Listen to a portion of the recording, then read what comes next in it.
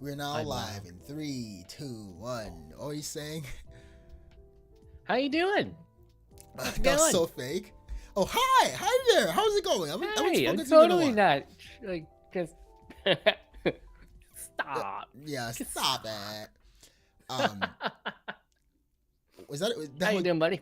that was a good fake laugh there. I respect Thank that. I you. respect Thank that. you. You actually know. That's what's the best way to see you're Midwestern without seeing you're Midwestern? Fake laugh. Count your Midwestern showing where? Again, you gotta start with the jokes when I'm drinking water, dude. So how have you been? What's up? What's been new in your life since we last streamed? Well, technically we tried to stream last night, but What are you due talking to enormous technical difficulties on my part, we were unable to. Yeah. I think you They said were- something about I'll shank you next time or something. I don't remember what you said. Yeah, I think the issues were so insurmountable, or they seemed insurmountable, that I was like, if this is not fixed, we will be at irreparable odds for the rest of our lives. So Yes, like it's I'll spit on your grave levels at this point in time. correct. But we're back. We're We're back. back in black. We We gotta hit the figure sack. it out, people. Yeah. Don't do that ever again in the mic. That sounded so weird. I just did the vocal fry. I think people like the vocal fry. Let me know if you like the No vocal one fry. likes the vocal fry. What are you Put it in the talking comment. about? Put it in the comments if you like the vocal fry. I'll do it again. I'm going to log into an alternative account just to put in I don't like the vocal fry. Don't do that. Wow, so rude. So rude. Yeah. It's So, like bad ASMR. And ASMR sucks anyways. oh, Fight do me. you want? Maybe we could do an ASMR episode at some point in the future. No. How about for like Halloween, right? Because maybe we could make a Halloween themed PNG, but instead of doing the Halloween themed PNG, we just like the whole thing is just like ASMR. Oh, I'm already cringing. Ugh. I don't know what it does. It's like it hits a nerve in my ear or something like that, and it just makes me freeze up and cringe.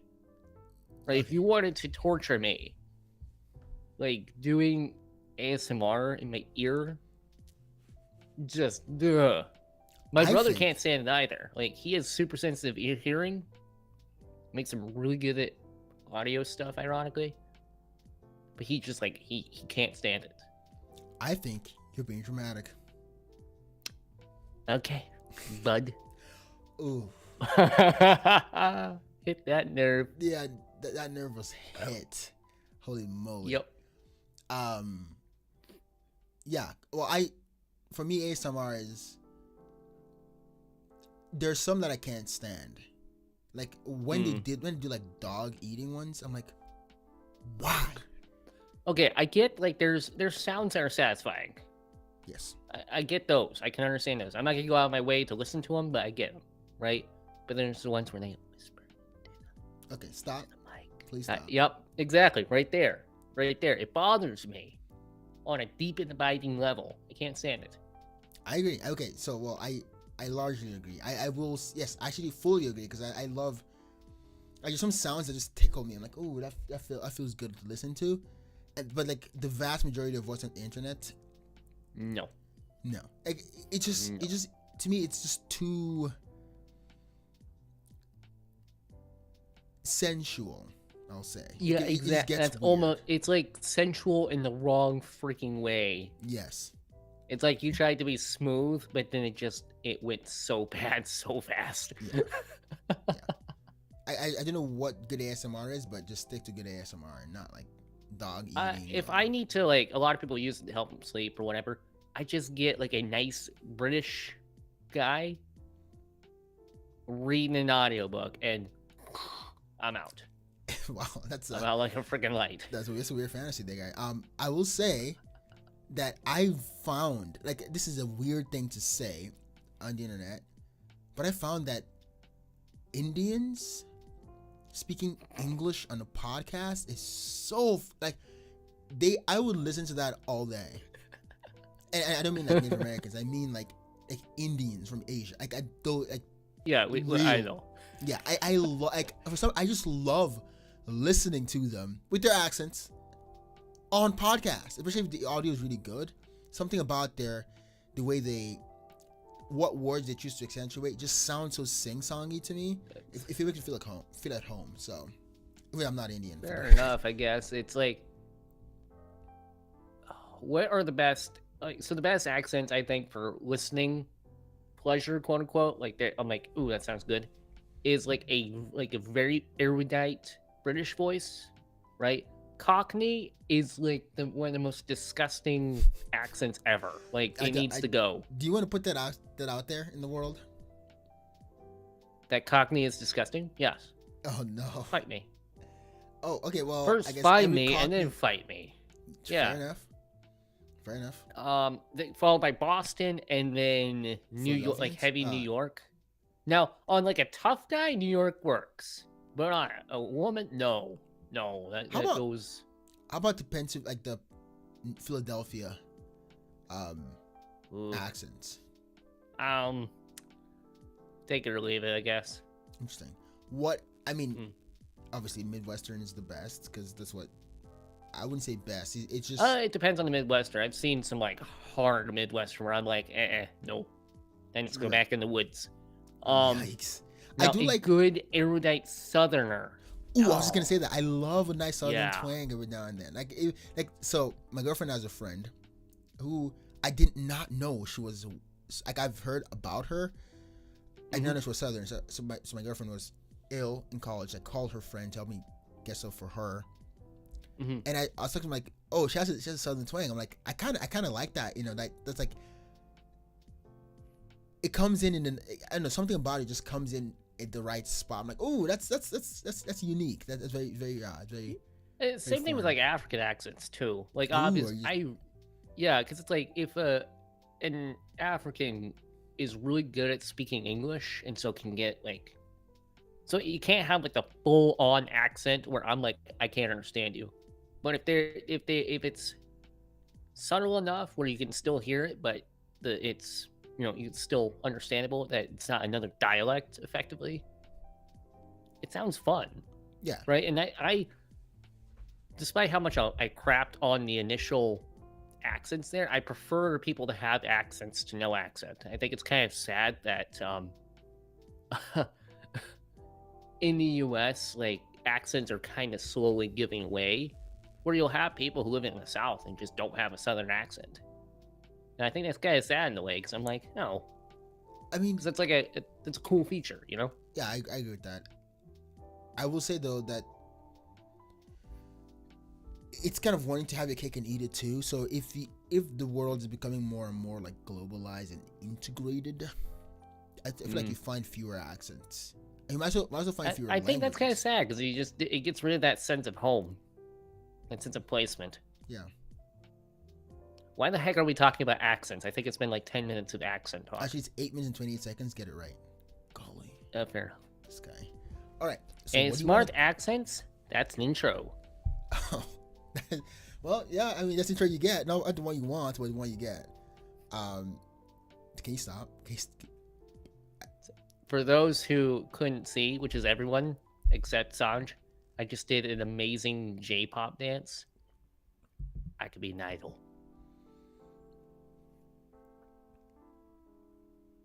I just have to let that hang in the air, so the audience, whoever listens to this, will just cringe with me. It's the fact that you just said. Just call me Idol-sama.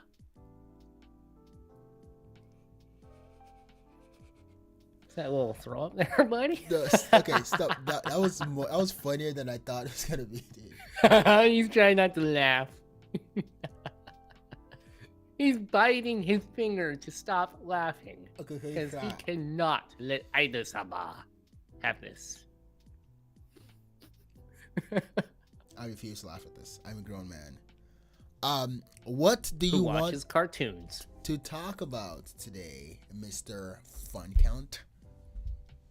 We are, I guess this is episode 3, so it's not too late, but a very obvious topic occurred to me. It's like, well, what genres do we like? And then an even funner topic occurred to me. What surprising genres do we like? When you So, say surprising, what do you mean? I'm sorry? When you say surprising, what do you mean by surprising? Surprising to whom? Well, it's like, obviously people can't see us because we're cartoons. Um, Well, they can see us but because we are cartoons. touche, touche. Thank you. For background, I'm a bearded Midwesterner who lives up in the North Woods of Minnesota. For Wow, background, I I am myself. a bearded African American guy who lives up in Minnesota. Yeah, in the cities. Heavy on the beard, So 'cause I'm- have my beard fun is narrowing thick. that down. Good luck. They find us immediately. Whoa. Yeah. Okay. Sorry, I'll stop distracting you. Go on. Give your background. But you're like you're an athletic dude. You do a bunch of nerdy data analyst stuff, and so all that you can get like a perception of you, right? And then you have me in all my glory. And you can get we each have like a perception of each other. So I definitely going into anime. I guess for like a little bit of background, I didn't start watching anime until college. Right, it was a pretty late bloomer, mostly due to the prejudice on my side because I've always heard terrible things about anime, and it took me a long time to just give it a try. And I can't say I regret it or don't regret it because it's just like it is what it is. I mean, So I need some sort of endorsement of anime is the fact that you have a whole side hustle, Yeah. which is based on talking about anime. yeah, it's a little premature to call this a side hustle, but it's definitely a hobby. I mean, you are hustling on the side, though. You dig? It is a hustle. It is a hustle. Indeed. So, long story short, we're just going to be talking about, first and foremost, what our favorite genres are, and then we'll be reacting to each other on said genres. Cool. You want to go back and forth? Okay, so what's your favorite genre? Hit me. Oh, crap. Okay, so... Actually, I got something fun. I got something fun. Oh, okay, hit me, Okay. hit me. Okay, what do you think my favorite genre is? Ooh, that's a good question. What do I think your favorite genre is?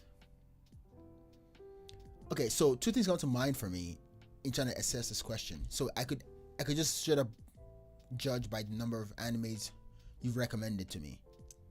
That just, and what kind of genres those are. And or I could just actually judge based on your favorite anime like we talked about last week or 2 weeks ago. Gotcha. For the former, I think I don't think I can draw that much from it because essentially you're getting what the market's feeding you and you watch what the market's feeding you. Now you could say there's some real preference in what you choose to watch, perhaps, but also it's like you don't have particular allegiances like I do, and so you would watch anything essentially. I mean, obviously within reason. But from the former, I don't know if I can draw much from it because it might just be that you like a specific show in that genre, but not that whole genre in like writ large. All that to say, I think your favorite genre of anime has to be seinen. Describe what you mean by seinen in this case. I'm just gonna look up what seinen means. I don't like to butcher it. It means adult, like young adult males, basically. Yes, correct. It's kind of like you know when you see it. It's called. I'm reading up. I guess It's kind of like a darker anime, kind Correct. of more mature, quote Yeah. unquote. It's marketed towards young adult men, essentially. Interesting. It's a demographic more than it's a description, but the anime is directed at young adult men. That fits you, and I'm just purely saying it based on your demographics and what I know of you. Am I right or wrong? I think you're kind of wrong. Whoa. Okay. You can say you think I'm kind of wrong. It's either I'm right or wrong. Wrong. Oh, ouch. And then you do an Anya from Spy X Family. Gong! Yeah. Shock. Okay, that's add out there. But anyway, go ahead. Why am I wrong? First of all, I think I honestly lean And I never thought this would be the case, but I think I No. honestly lean more towards romance, actually. No, you said it. No. Oh my goodness. Give me my friend back. Go back to where you came from, you heathen. How dare you? Why? Why romance? Hmm. So, as you said, it could be multiple things. On the one hand, it could be just I have a propensity to watch these anime and I just like them.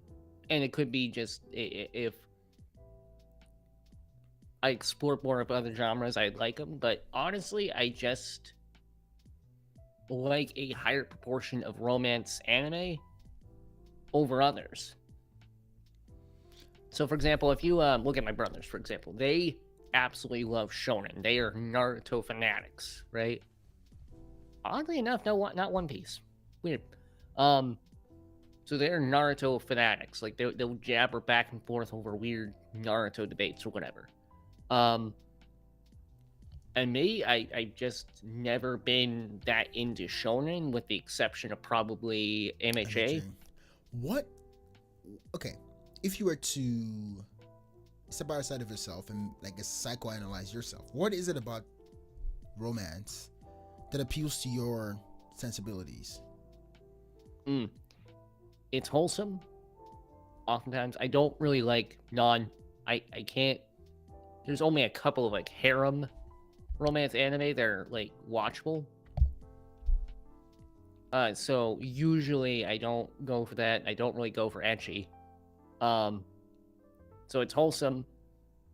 I like the character development of it, honestly.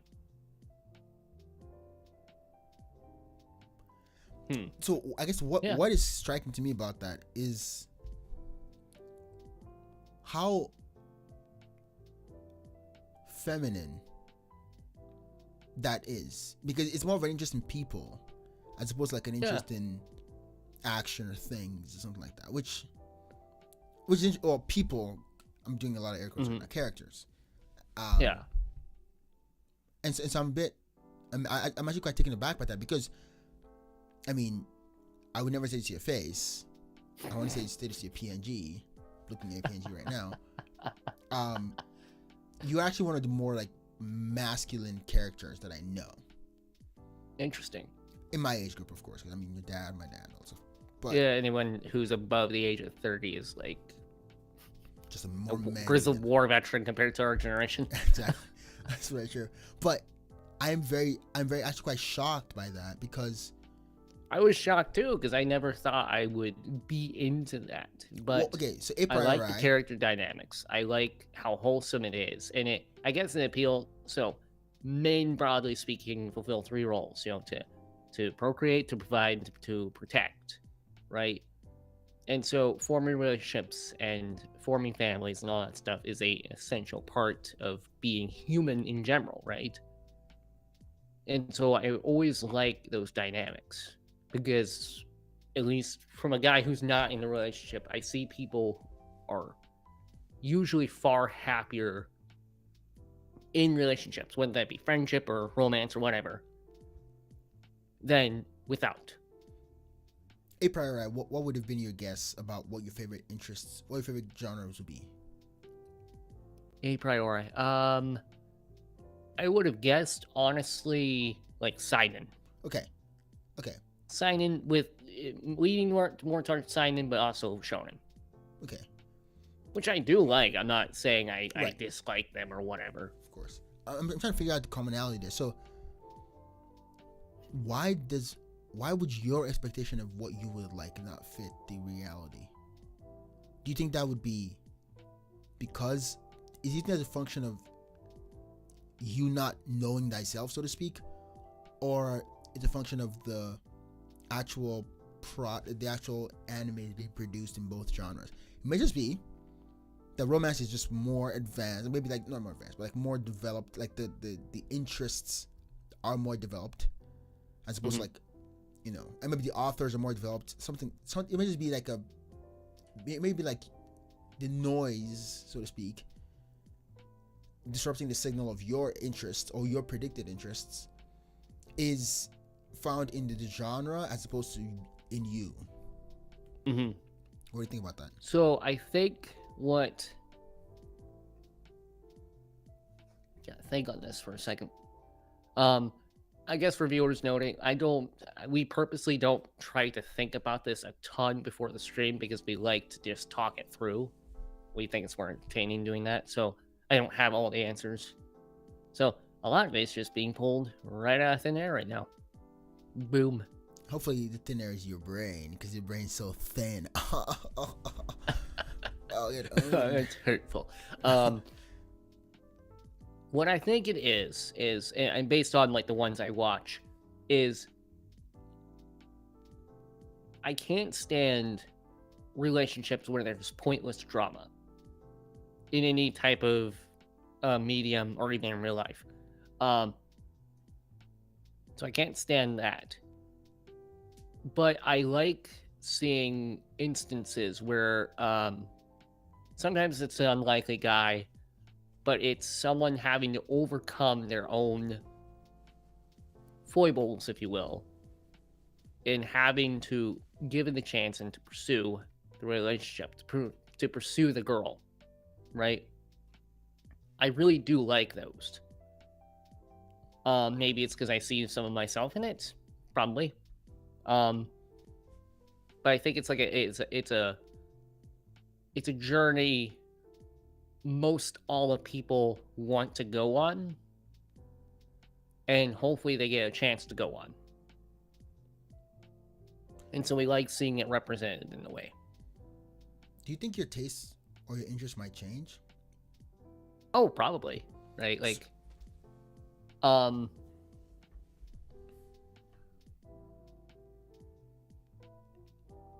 yeah, like I always knew I liked romance as like a component of a series. A lot of people complain that romances are part of series. They oh, that wasn't necessary. I'm like, well, no, because it's like to find someone you love, I think is a good aspect of life.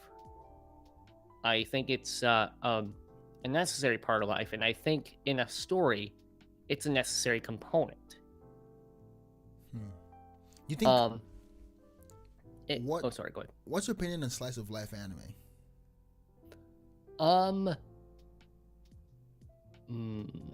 I don't typically go for them.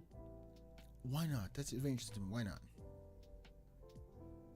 Because where is it going? Right. The reason I'm asking is because you're essentially describing the way I'm interpreting what you're describing, like your interest. You're describing a form of an ideal life, so to speak, right? In a sense, yeah. It has romance to it. It has some arc, some redemptive. You know, you get the chase or whatever. Yeah. And I'm surprised that maybe your ideal genre might just be, or your favorite genre might just be like, oh, maybe it's a slice of life with a lot of romance. So like maybe like more like a Sunday as opposed to like a classic number one on the menu kind of thing. When I say I don't like a genre, right? That's very rarely the case where I don't like any anime in that genre. I see. Right? Because I've seen anime that I've enjoyed in basically every single genre I can think of. I just may not like the genre writ large. So that being said, there are anime that are in different genres that have slice of life elements, and I think those can be good elements because it purposely slows down the story a little bit. And it gives it time to breathe, I think. And they make really good filler, not filler episodes, I guess, between different arcs. That's just, and it's also helpful, I think, for the viewer to be like, well, what does this character do on the downtime? What does he do when he's not on the proverbial battlefield? And I think that can be very helpful. I think. Okay, that makes sense. So I guess say more about why romance interests you. Like what is one surprising thing about the surprise that romance Is your interest? That I can get invested in the relationship, I guess, right? I can get invested in how each of the person grows in the relationship. That makes it okay. Again, that's kind of makes my head circles back to the question I asked earlier of like, do you think that's a feature of the genre and the authors in it, or the feature in you, or is that a false dichotomy?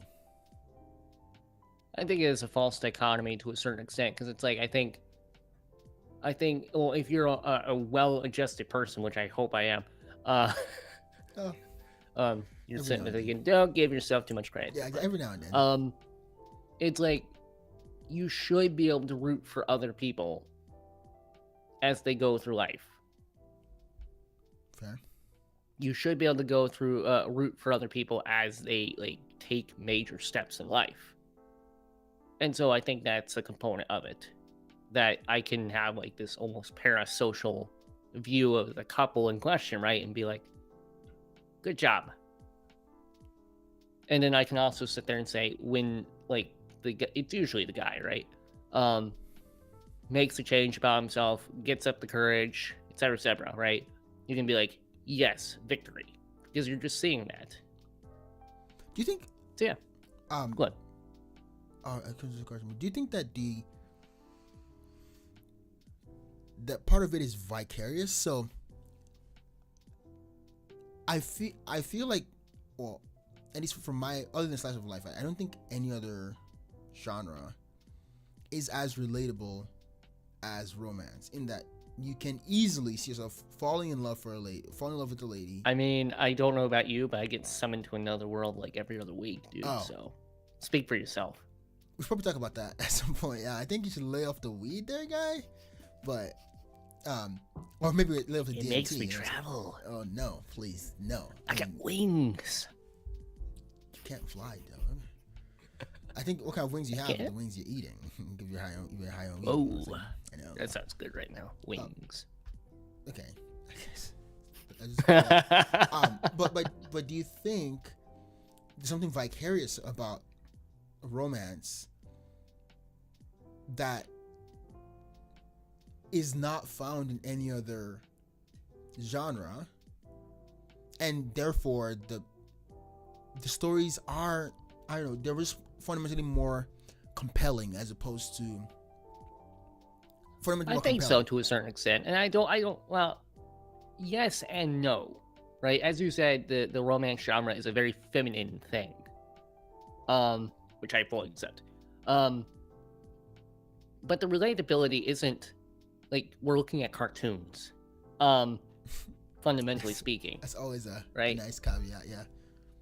Yeah, but it's also like, even if it's like a shonen issue, like Naruto, like Sasuke dealing with the death of his clan and his family and the betrayal of his brother, right? Completely fictional scenario. Didn't happen.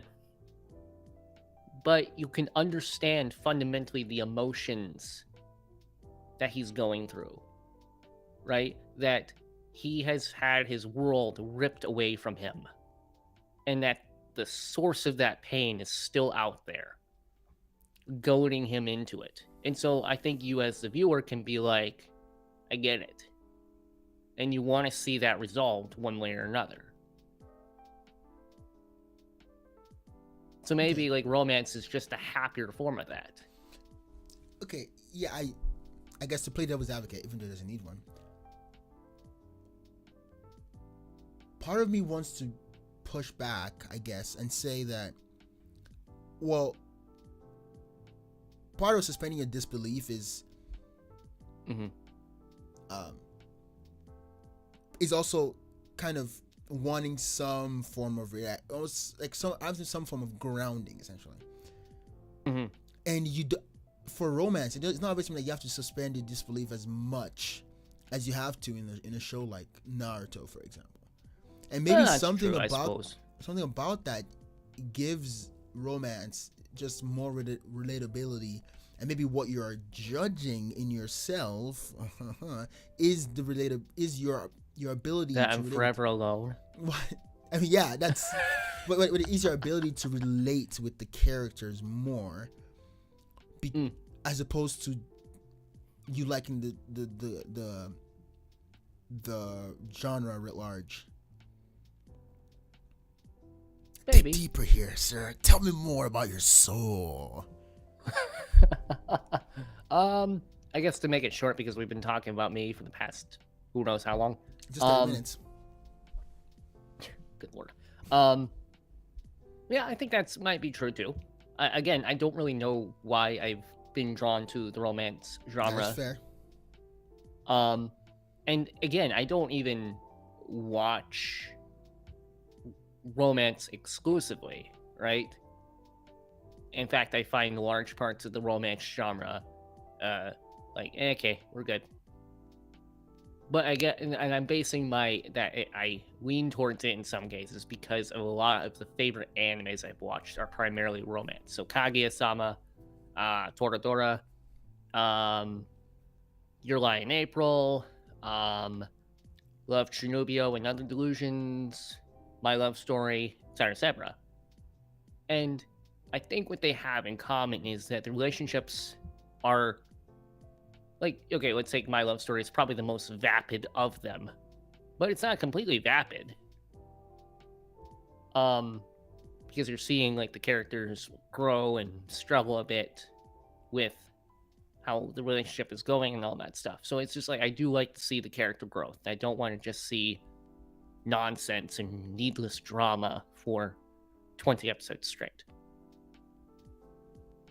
Okay, I agree with that. And also, this is a very, very fair point, is that this is your surprising taste. You didn't, again, like I said, you don't predict this was going to happen. So it's kind of interesting to hear you try to talk through your hidden motives. I was like, and when I came up with the topic for the week, I was just like, I guess that is kind of weird. I didn't expect that to be the case. So, yeah. Now, your turn. What do you like? Actually, before we do that, let me guess. Pause.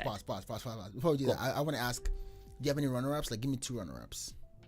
I thought we were doing the back and forth thing. Oh, yeah, you're right. Sorry. Fair enough. You want to guess mine?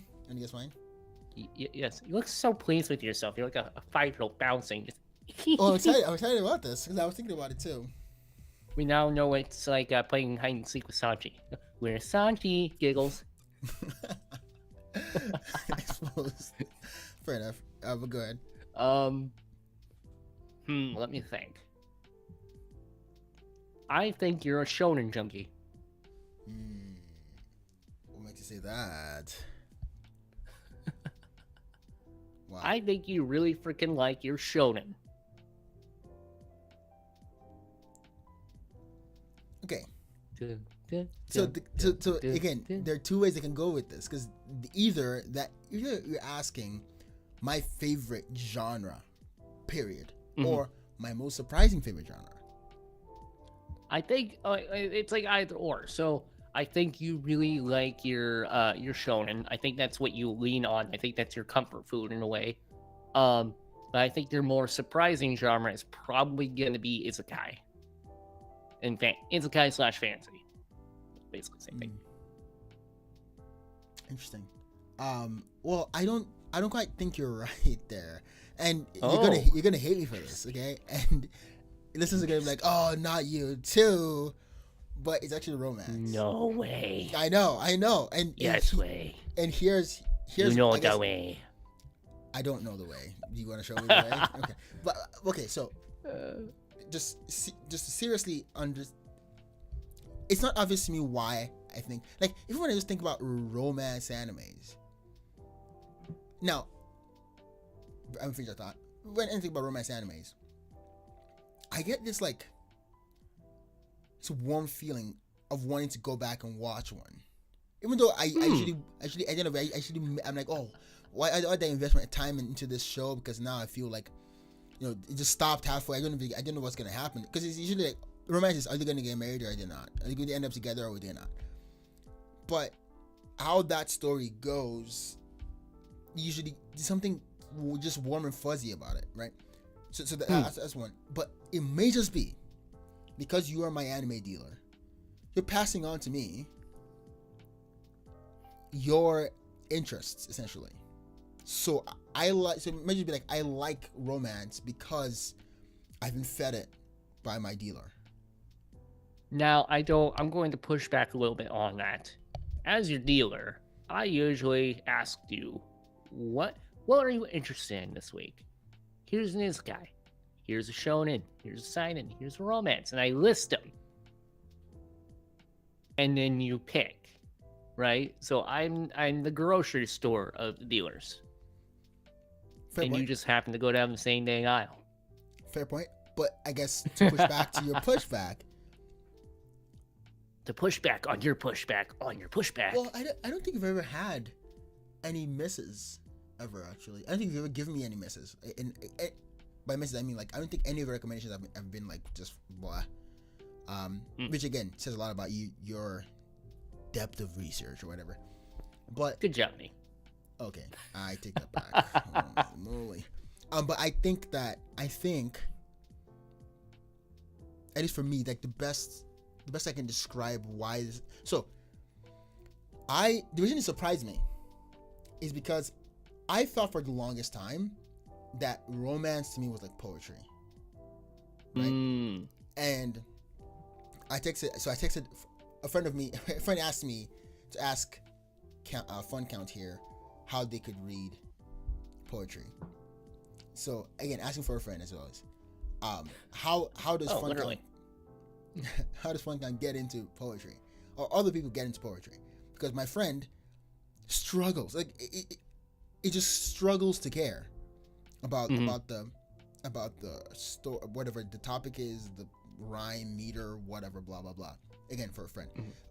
But and so I thought that romance would be exactly. I'm like, what I care about these people is, the way their love story. Yeah, it's like I don't care. Like, give me some action, bro. Action. But that perspective changed for sure. I mean, I didn't quite. That was my preconceived notion.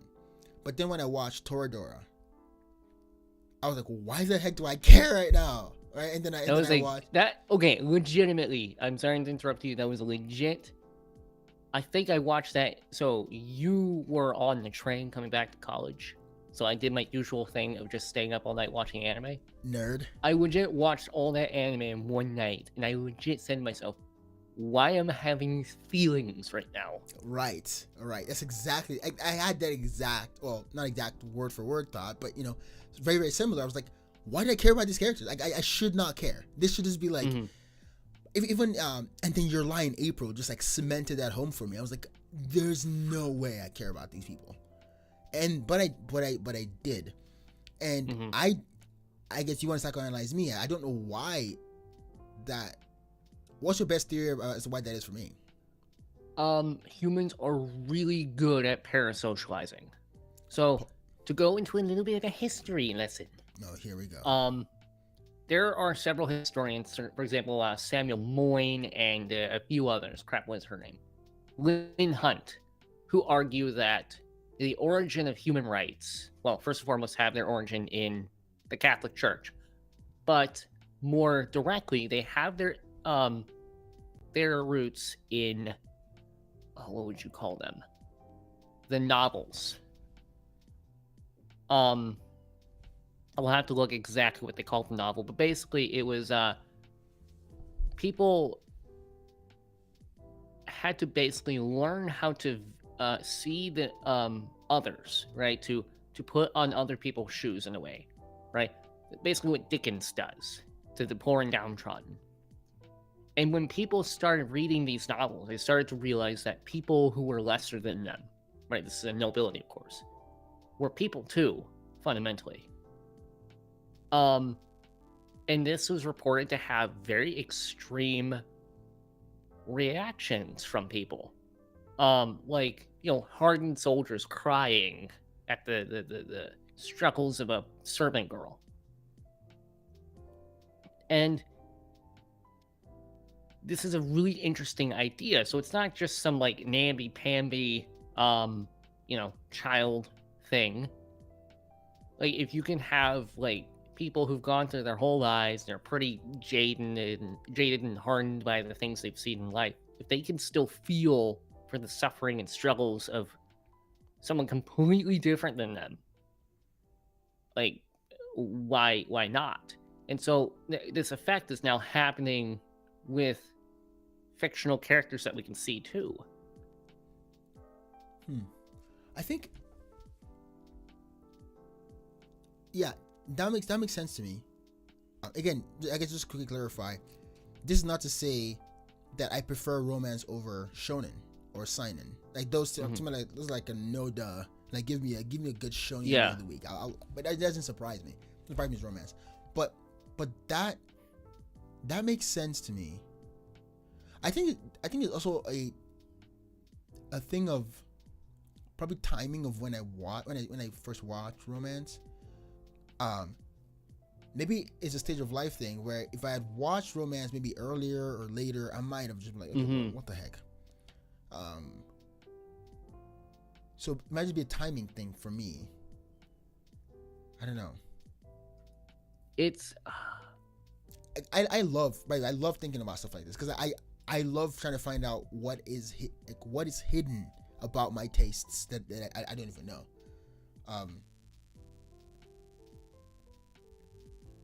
So I think like going on the aspect real quick before we move on of like I watched this anime at the exact right time or whatever. I think that's fundamentally true, right? So when you ask me like what my favorite anime are, it's not Naruto or One Piece or anything like that, because they were in a sense like before my time, even though I would have watched them probably growing up, like if I had started watching anime earlier. But it's just not that. I don't look back fondly on them in the way I do like MHA, which was legit one of the first anime I watched. However, older anime that I do that with is Tokyo Ghoul and Death Note, because I did watch those before. Yeah, okay. So I do think it is that not even recency bias, it's a nostalgia bias, right? But I do think there is something to the fact that a well-written character, no matter the genre, can elicit something from you, unless you're cold and dead inside. I agree with this. I fully agree with this. I was so surprised at the fact that I could empathize so quickly and so deeply with just fictional characters. And even I think another reason that it surprised me was because when I think of romance, I think of like those books you buy at the grocery or whatever store, and it's just like smut pretty much. It's smut. It's not romance. Yeah, so there's that connotation. I think romance needs a good PR manager, honestly. It's like just amen to that. Like to go right off that. Sorry to interrupt you. Romance is more akin, I think, to the old Disney fairy tales than it is to what we view at. So it's like for guys, anyways, right? For guys, it's like, no, you're conquering the dragon, you're defeating it, so you can save the girl. That's like, I think, what fundamentally guys can attach themselves to, because like whether or not like we like it or not, it's usually the guys pursuing the girls, and them either choosing to reciprocate or not.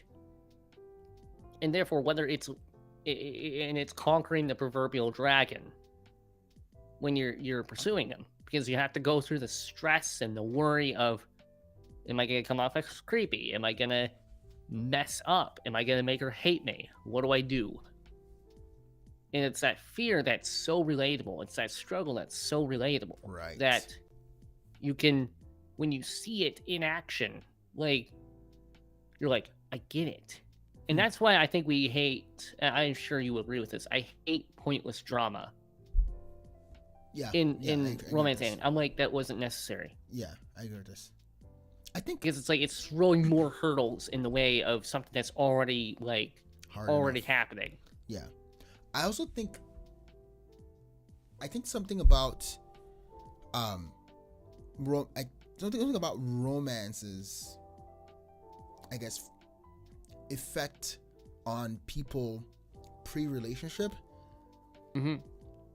I'm gonna say this and I'm gonna qualify this. It's kind of like porn in a way. Interesting. So me viewing, I haven't watched a romance since I started dating, but now I'm in a relationship, loving relationship, thank God. One thing that I've observed is it's not the same. It's just not like the feeling you get of watching the show is somewhat like the written out version is so clean. Like the love happens, and then the feelings are always so strong or whatever. But the real world is just not. And I think if I watch romance anime today, I might be like, that's not true. And I might put on a more critical lens, as opposed to suspending my disbelief a little bit more, and empathizing. I don't know. I've dated before too, and so shocker of shocks. I know. Is that sadness? Put those back in. And it's kind of like a platonic ideal, right? Right. And again, this is not to to say that that both don't live up to what it is. But I just it's almost like in Eminence, for example, the sister relates with the brother in a weird way. And what comes to mind for me is like you don't understand how siblings relate. Now, it's not to say that, I guess it's not to say whatever. But in romance animes, some romance animes kind of, I'm like, you don't quite, like that's not how, like, for example, arguments, how do they work? Like, that's not exactly how arguments work. Like, it's very rare for someone to, make a long point, and then another person makes a long point, and both people are understanding, and it's very, very, very rarely the case. Like, arguments is so messy, maybe a little bit after the fact, but it's usually like you let things cool, and then you come back and you kind of hash it out, and then maybe it's not all done, and then maybe later you do it again. It's a process.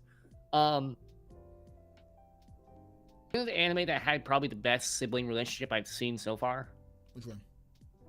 The relationship. My gosh, my English just went right out the window, and I speak it. Cockney. That's what I just spoke there. It's in Kaguya-sama with the Shirogane siblings. Yes. I am like, that's like, yeah, it's a little different. Yeah. Obviously, it's fiction, but I'm like, I get it. Mm-hmm. All siblings, like well-adjusted siblings, I should put that caveat there, are like tsunderes to each other. I hate you, but I'll do anything for you right now. Yeah. So they're all like freaking tsunderes. Awesome. All right. So back to you. What's the runner-up? Okay. One that was I always kind of knew I would like, but I was surprised at how much I liked it. Where is isekai / fantasy? Why? And that was the first anime you watched ever, right? So that was SAO. No. SAO was early on, but I really didn't even like SAO that much. I've been under the impression that you loved SAO. I always thought you did. I haven't even seen all of it. I've seen like the first season, and that's a revelation. Yeah. The thing that surprised me more, like I've grown up, I love fantasy and all that stuff. That's just something I like. But it's surprising because like I specifically like isekai a lot. Like good isekai a lot. Yeah, good isekai a lot. But I'm willing to even give like crappy ones a chance. Like that's how much chance. I don't watch them all the way through half the time, but I'm like, okay, this looks like crap. I'm pretty sure it's gonna be crap, but let's give it a shot. I see. Which is, I give it more charity than I'm willing to give a lot of other shows. My opinion, so can interject here? My opinion on isekai is just, good isekai is good, but bad isekai is really bad. So I'm very... It's kind of like metal. Like, good metal is... Yeah. But I mean there's a cap though. It's a cap though for me. At least for a good isekai, it's like, okay, it's a good isekai.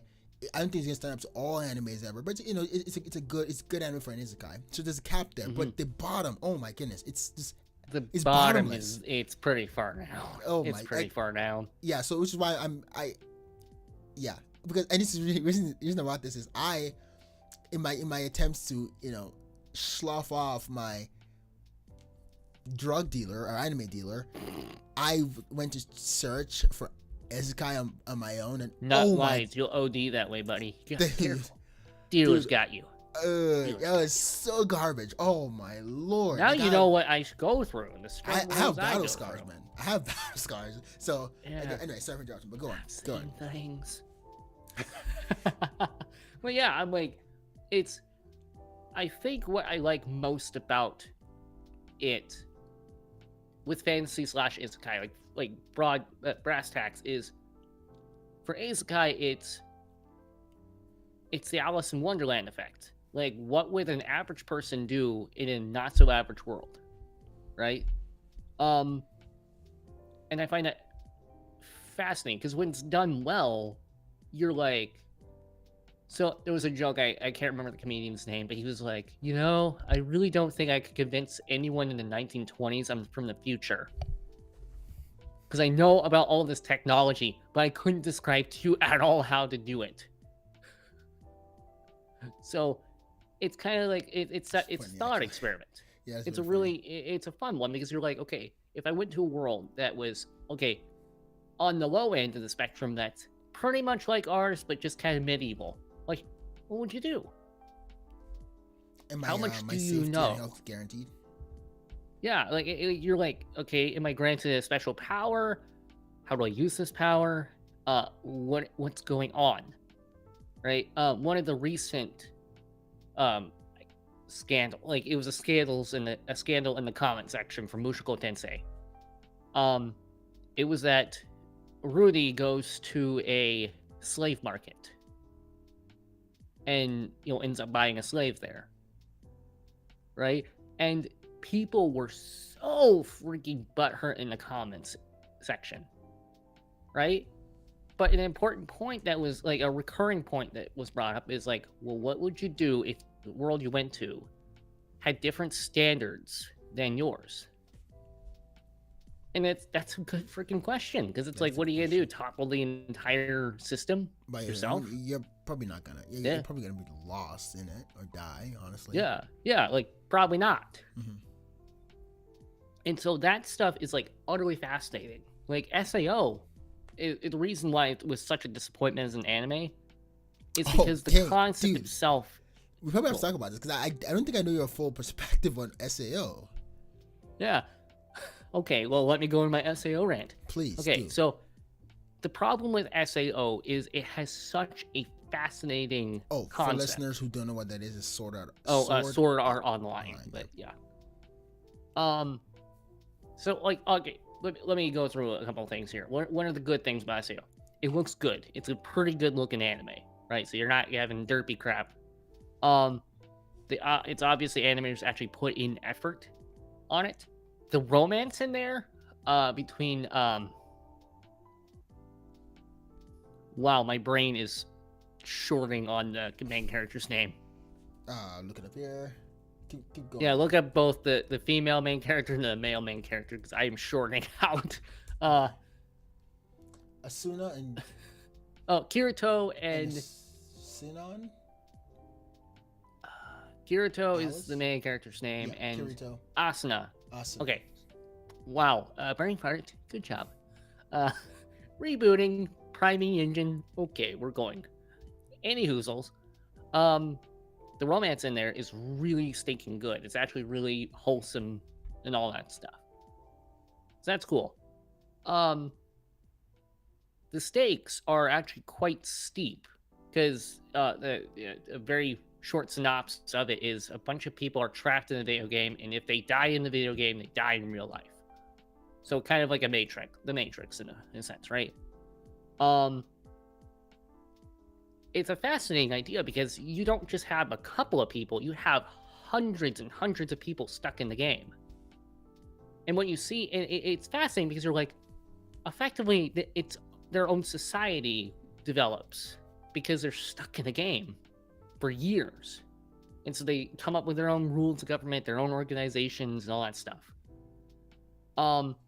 That's fascinating. Do they explore any of that? Not really. Do they go... how to get out of the game is apparently to beat the final boss. Do they get to the final boss? No, it just goes haywire halfway through. And it's just like, it was so underwhelming because it didn't explore the topics that made it interesting in the first place. Okay, that's very clear, actually. I like that. That's also really good to know. I kind of had the wrong notion of your love. Now, is it terrible? Is it the worst isekai I'd ever... No, far from it. It's probably a solid C- show, right? Okay.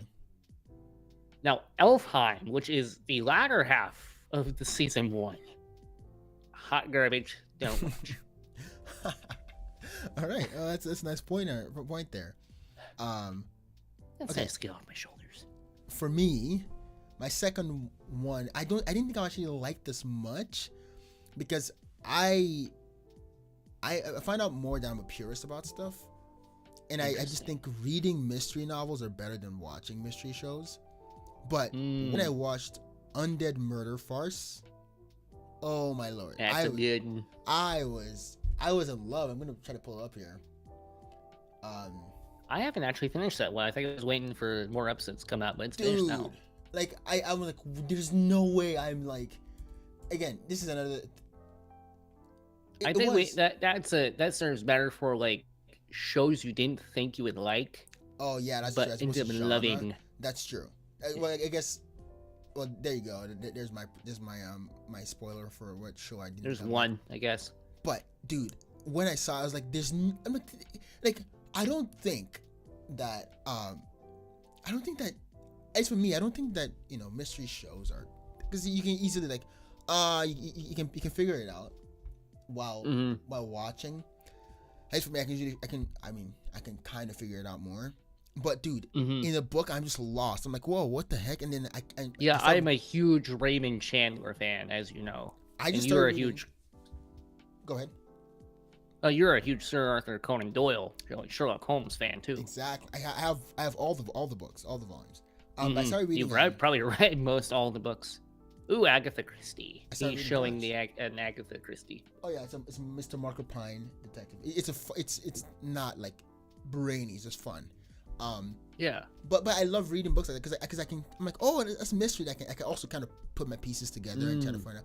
But watching a show, I'm like, I'm just following the camera. I don't get to go off and explore my own thing. But dude, Undead Murder Farce was at least for, if that show represents the mystery anime, that's a hidden gem for me. I didn't quite know it. I don't even know, except for like Detective Conan. There's Bungo Stray Dogs, which that's more yes, like, I didn't know that. But that's more. I would say that's more spiritual, I guess. Where are we putting it? Supernatural. Supernatural. There we go. As opposed to mystery, but they do have a Sherlock Holmes wannabe in that. But yeah, that's my runner-up. How about you? One more. Runner-up. Let's see. Wait, you've only given... So I gave one, you just gave one. Yeah. If there's no surprising ones. If there's no one else, like you're not to like make up one on the spot. It's cool. Yeah, like there's other ones that I like as a genre, shows. like shonen's fun, always fun, right? Seinen and all that stuff. But I think a more interesting one is the ones we've never really gotten into. Ooh, that's a good point. I don't think I ever got into harem. Like, yeah, it's okay. I guess to go back to isekais a little bit, the reason why so many isekais are trash is because it gets into the harem stuff. So the problem with the isekai is it goes from, and there are good ways to do this, bad ways to do this. It makes people too powerful, and it just becomes a power fantasy, which is like, what does every guy want? A harem. Because I just we're dudes. It's what we do. We That's what we shouldn't do it, do. but that's just what we do. That's what we do to get it. Get it? Because you say do and you say dude. It was so unfunny. It I'm works. laughing anyways. Oh, goodness. Your words tear me Ouch. down. I'll tear you down. And that's that. So the harem. Okay, so there's only been a couple of shows that were good harems, and they didn't end up in harems, right? It became more of a and romance with a lot of ladies. Yeah, it was like multiple girls like the guy, and he ends up with one of them, and that's how most harem animes end. Although most of them don't end. So where a lot of them fall flat, in my opinion, and you can correct me if I'm wrong, is that they make the dude completely unappealing, or at a minimum, it's like, why do you like him? He's not that interesting. Right. Oh yeah, I see what you mean. It's like you have to make the male character very so much more compelling. But then one character that did this, in my opinion, is Ryuji from Toradora. I was just gonna say that because I'm like, it's not really a harem. It's like, was it 2 or 3 Yeah, ladies? but multiple girls ended up liking him. Yeah. At the end. Yes. It's like, I can understand what they do. It's like, he's the compelling character. He's a good guy, and yada yada yada. So I understand why he ended up with Taiga. Spoilers for a 10-year anime. But I can understand why Minori and what's the other girl's name ended up liking him in return, because it's like, well, that makes sense. Yeah, I see. I guess my whole thing about harem is just like, I'm like, if you want to make a harem, let that be a byproduct as opposed to the main course. Or whatever. So basically a bug, not a feature. Right. So if you want to make a harem, don't make a harem. Make a good anime, and a lot of ladies like the character, then you kind of get a harem. As if I set out to make a harem, you're just gonna make a garbage, because it's not a compelling story to anyone. It's like, oh yeah, maybe the hedonistic guy, but after 2 episodes, you're like, okay, we get it. Like, where's this going?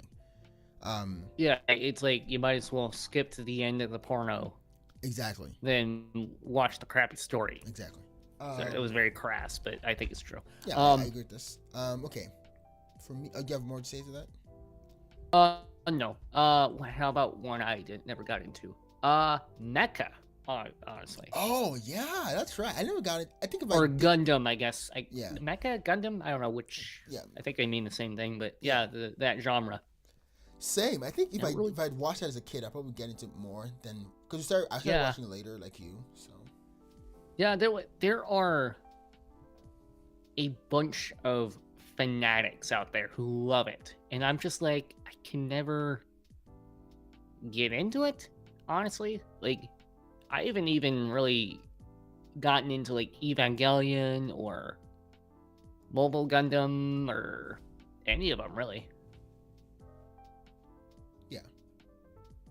Okay. Or I think even Gurren Lagann, that's one that's on my list I gotta watch. But we tried watching that. Did we try watching this together? I think it's one of the ones we did. You didn't really. I didn't get into it. Didn't gel with you. No, I didn't quite like it. Oh, actually, I forgot what I was gonna say. All right, we are over an hour, so let's get into the wow and wower. Unless you have more to say. No. I guess other ones I never. I guess like a quick, rapid fire. Yep. Idol anime, with the exception of Oshinoko, I never got into. BL, no. Oh yeah, I didn't know that was a genre. Like, I guess good to know. Yeah.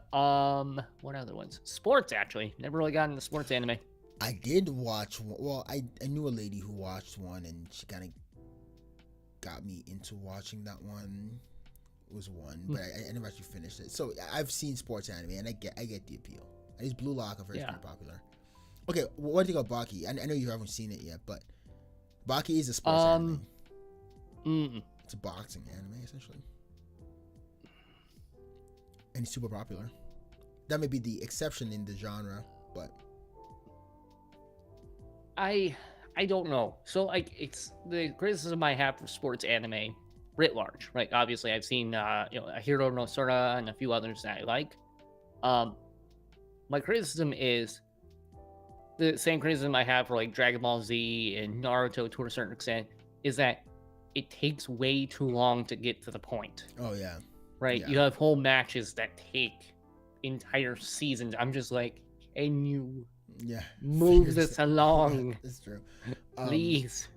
How about JoJo's Bizarre Adventure? What would you classify that as? Oh, that's one. Okay, I've seen a couple of episodes, and I'm torn on it. My brother loves JoJo. Oh my! I know so many people recommend it so hard, and I'm like, okay, I guess I'm gonna have to watch it someday, but that's not today. Okay. Well, what genre even is that? Probably. It's kind of it's sci-fi, supernatural too, fantasy, I guess. Yeah. I don't know. Does even JoJo know what it is? No. That's a good question. It's always a bizarre adventure. Yes. Okay, I think I don't have any other. For me, when I didn't get into, I think you've listed them all. Yeah. Yeah. The rest of them, I guess, like kind of fold into one another in a sense, but yeah, that's the kind of the major ones that I'm just like, eh. Yeah. Awesome. With the exception of the BL one, I've seen anime from each of them that I like. So, like for example, from Idol anime, Oshinoko is stunning as an anime. I think it's great. It's on High Dive if anyone wants to watch it. Mm-hmm. Oh, quick recommendation about a good isekai, which is an interesting isekai because it's not really an isekai, but it's kind of an isekai, I guess. Is Dr. Stone in the Stone World or Dr. Stone in another world? I forget what it's called. I guess it would be kind of an isekai in a way. Yeah, I mean, you're in the depending on your definition. World. I guess he is in a completely different world than what he was born into. So yeah, so I would recommend that. And he wakes up into another world, so it's kind of like a yeah. So I recommend that one. It's pretty fun. It's lighthearted, very bingeable. To reference last week's episode. Mushoku Tensei is really stinking good as a guy as well. Viewer be warned, there is sexual themes in there, but Handyman Saito in another world also good. Yeah, Mushoku Tensei is awesome. Those are probably like and that Overlord is great too. Oh yeah, Overlord is great and very, very dark for the record. So. Very dark. So get ready to be like, I'm rooting for the bad guy. Yeah. Great. Eminence in Shadow it's just a hoot to watch. It's good. Like honestly, for sure. I second that recommendation. It's absurd. Like for anyone watching it, watching Eminence in Shadow, just go in there knowing not to take the series seriously because it becomes a blast when you don't. Fair enough. So yeah. So what are you watching or what are you reading, aka Wow and Wower, this week? Wow, that got a little ASMR. Cringe. That's a reference to a conversation no one else will ever hear. That's true.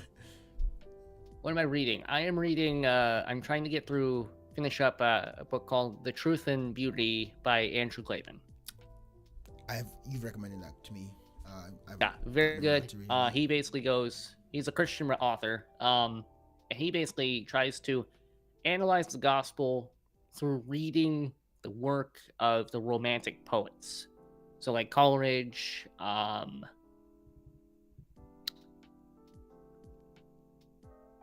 brain is blanking on the Romantic poets. Shelley, Mary Shelley,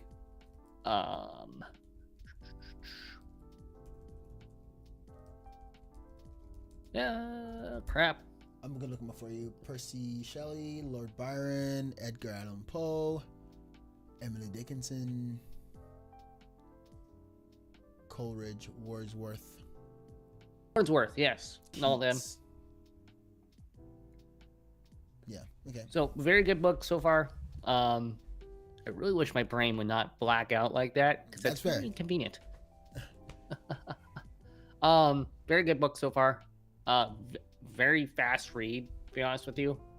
He's a very good, easy author to read, which I think is a really good. So I think, I guess to go off a little tangent here, what a lot of people do is they conflate hard to read to being somehow erudite or deep. And I just don't think that's true. I think a lot of times, for example, if you have like academic writing in college or whatever that you're reading and it's just a bear to get through, oftentimes that means that the academic in question was just not a very good writer. Just that's my hardcore opinion. So Agree. oh, and what am I watching? I've been rather busy this anime season, so I'm still trying to catch up on a ton of shows. So basically, Slime Tensei, Apothecary Diaries, and a bunch of other ones, as well as like Goblin Slayer Season 2, Eminence in Shadow Season 2, Spy X Family Season 2, all the usual stuff. For me, what am I reading this week? Actually, I finished The Picture of Dorian Gray like the day we streamed last week. I really How big is that book? It's not bad. It's actually quite. It's almost as thick as this. Oh, and so it's only like 200 pages. Roughly. It's really good. Yeah. I mean, I would read it, everyone. Yeah. I read on Inequality by Harry Frankfurt. Again, it's a really good book for like high schoolers. I think it would have made more of an impact on me if I'd read that in like late high school. I think I expressed this sentiment to you, but it's like brass tacks. What's the argument? Pretty much, inequality is overrated as a goal. The better goal to strive for is for people to have enough, as opposed to like striving for everyone to be equal. That's very much a John Rawls argument. Yes, that's a. So after two thoughts on this. So that's a good point. I mean, I fully agree with this point. Like, and also, the reason I agree with this point is because I've come around. Like, the reason that book would have made more impact on me in high school is because of how much I've read over the years, how much conversation I've had with you, all the podcasts I've listened to. I can come to those opinions through first principles. So that's why it was kind of like okay, I guess it's a good reminder and pretty. It made one argument that I will actually use in some cases. Second thought on this though is, oh my goodness, like, why do philosophers? It's a small book for the record, but that book could have been just one sentence. Like, okay, I'm philosophy major here. Yeah, back off. I'm gonna go on a full-on rant. But let me just say this real quick. I get half, like 90% of the book is him saying what he's not saying. He's like, I'm not saying this, and I'm not saying this. I'm not saying this. I'm like, we get it. Just, who are you fighting against? For God's sake. Yes. Thank you so much. Okay. John Rawls, who I just referenced, wrote a book, a very famous book called A Theory of Justice. That book is 1,000 pages long. I had to read about half of it for a philosophy class. That book can be condensed down to, fine, I'll give it up to Steelman it, maybe 80 pages. Right? If you really want to flesh out the argument. If you don't, if you want to just give your brass tacks argument, that could be a 20-page book, pamphlet. I cannot stand it. The reason for the length of these books oftentimes is that philosophers, or in this case, an economic philosopher, I guess, he's a philosopher, but just are trying to address every single possible counter argument that they'll come up, and I'm like, I don't care. Put that, fine, write it, whatever you want, go wild. Put that in the back of the book, right? Put first the introduction, the first chapter should be, this is my brass tacks argument. This is my theory. Everything else in this book is just like addressing the possible counter arguments. Trying to talk through a burp is really tough. Oofta. Yeah, I fully 100% agree. I mean, again, it wasn't a bad book to read. But it's made for a boring read. I'm like, I don't care about what the potentials could have been. But I'm also kind of stubborn. I probably should get over this habit of reading a book, finishing a book, essentially. Like, if I get the point, I just move on. I gave that, same thing with anime. I gave that up a long time ago. Yeah, you're better. If I'm just not interested, I'm like, you're better man than I. and then I picked up Maldive Shark. I actually got it's one of the new books I got over my birthday and it's a collection of poems and writings by Herman Melville. And oh, Interesting. good. I've expressed this to you. I think Herman Melville.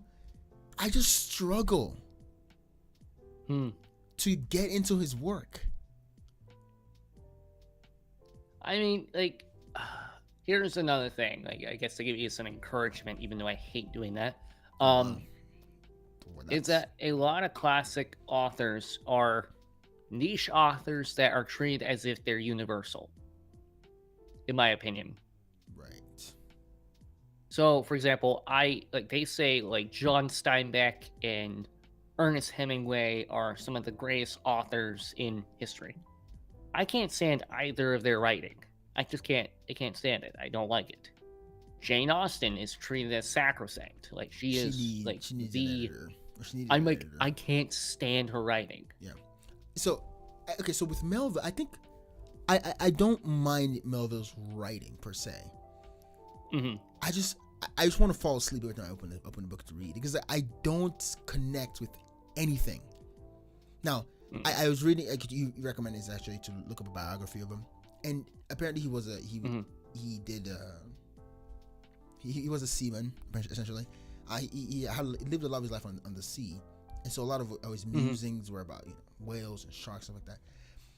And I just struggled with that book, and then I just put it away.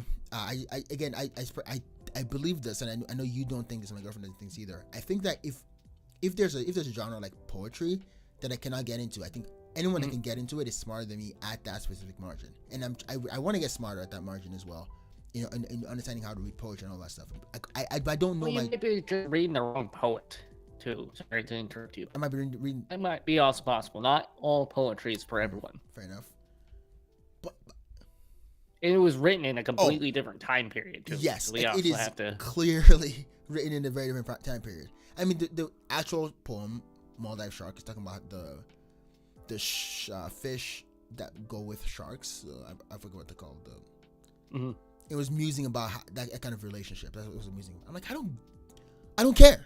I just do not care. Like Herman, good on you there, guy, Melville guy. Good on you. You watch sharks. I don't give.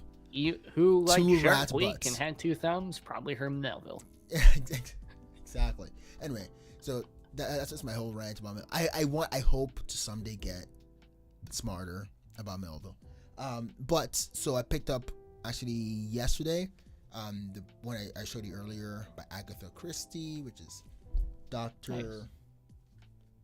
Mr. Parker Pine, detective.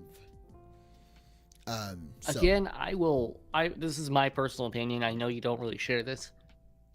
Mystery novels should be listened to. I love Raymond Chandler's Philip Marlowe series.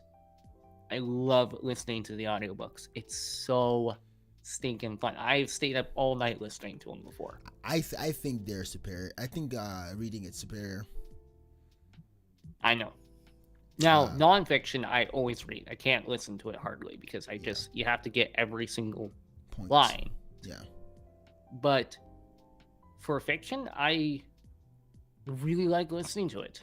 Yeah, fair enough.